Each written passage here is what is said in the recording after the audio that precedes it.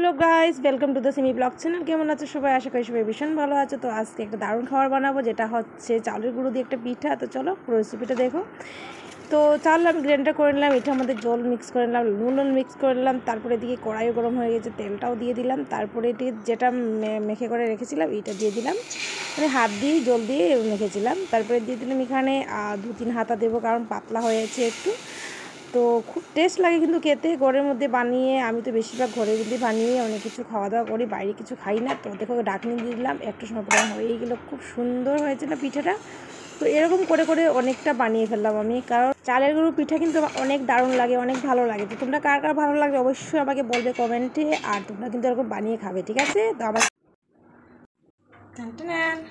দেখো আমি বানিয়ে নিলাম। দেখো ফেস প্যাক লাগিয়েছি, দুর্গাপুজোর সামনে আসছে, লাগাতে হবে। তো তো চলো এবার তোমরা চলে আসো।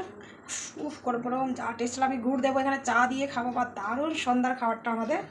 টাটা, পরে আবার দেখা হবে অন্য ভিডিওতে।